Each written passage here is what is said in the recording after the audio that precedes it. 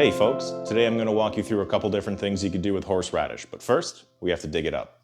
All right, welcome to my garden. So I remember where this is because I remember where it was planted last year, but the leaves are all dead.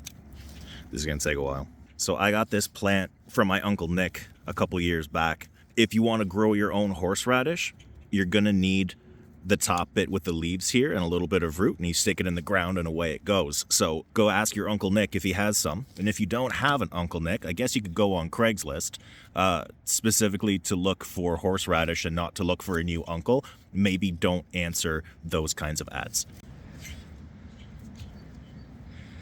That's probably enough.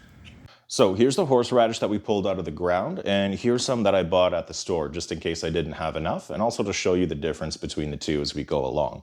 So the biggest difference here, the white's okay, the color's pretty consistent. You can see this one's starting to get a little bit more yellow, but look how squishy it is as all the moisture gets out of it. And this one is so stiff you could almost break it off in chunks, as you could see all of the lines and stuff that we did from hacking it apart with a shovel. If you have an old dried out horseradish, it's going to be significantly less hot than something that you just pulled out of the ground nice and fresh. So we're not going to use the tops here. I'm probably going to leave about a ½ inch or so and then stick this back in the garden to grow another batch for next year. There, that'll be my cutting board garnish. What's life without whimsy? So as much as you wash this, you're never going to get all the dirt off. So we're just going to clean it off with a knife.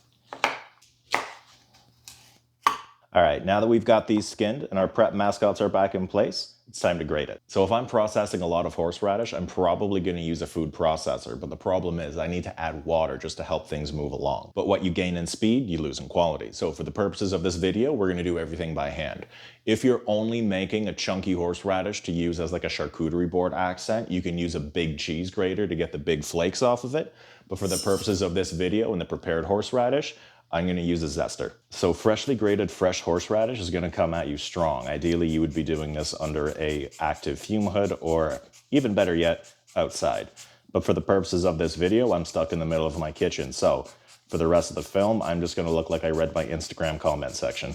So the first thing we need to do is to turn this freshly grated horseradish into prepared horseradish. And that's functionally what you're going to get out of the can at a supermarket. And the way that we're going to do that is with a pinch of salt and some acid. You can use whatever acid you want. It will contribute to the flavor. For today's episode, we're going to use lemon juice. You could also use lime, white wine vinegar. Don't use red wine vinegar. It'll make it look red and kind of crazy, unless you're mixing it with beets. Shout out to the Polish folks. It will get hotter as it sits up to the ±3 minute mark, and then it'll start going downhill. So you are on the clock for when you add that vinegar in. I think I've talked long enough. So a bit of salt. So my formula for acid is 1 teaspoon per quarter cup. It's a good starter point. If you're using fruit, it will change up a little bit. Otherwise, you can mix up and adjust to taste. Feel free to use something to crush it with. Your eyes will bleed. I shouldn't say will. Don't take that as a legal statement. And just like that, you have prepared horseradish. It is a little on the dry side. You can add a bit more acid. You could add a little bit of water if you want some more liquid to it. It depends on what you want to do with it afterwards. But in terms of just having horseradish, we're off to a good start. So right now we've just made a homemade version of what you can buy in a jar at a store, but where do you go from here? Classically, some Eastern European cultures will serve this on its own with kielbasa or ham, or blend it with beets for a sweeter, milder alternative. But here's what we typically find in North America. So I'm gonna use a blue cup just because all the ingredients are gonna be white, and I want you to see what's going on, but probably don't serve it in that. I have 1 roasted garlic. I have this lovely roasted garlic. So now we're going to add in 2 tablespoons of sour cream, blend it in, add 1 tablespoon of horseradish, and whip it up until it's smooth. So here's your basic horseradish cream sauce. Now, it is good to use right away, but you could also spice it up a little bit depending on how you're going to use it. Black pepper's pretty common. I've seen a lot of people use mayo. I've seen some people use ketchup. You could also blend in some other cooking spices depending on the food that you're pairing it with, but this is your starting ground. Next party trick. In a small container, we're going to put 3 tablespoons of horseradish, and then we're going to add 1 drop of confectionery food coloring. And then you want to give this a mix as thoroughly as possible.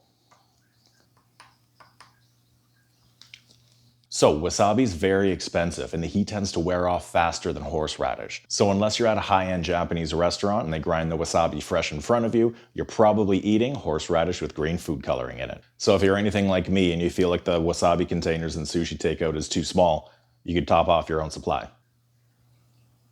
This is fine. This one hurts. Oh my god, my eyes. So there you have it, folks. 3 sauces that you could make by digging up a weed from your backyard. Technically 4 if you blend in some pickled beets. Thank you all so much for watching, and I hope to see you next time.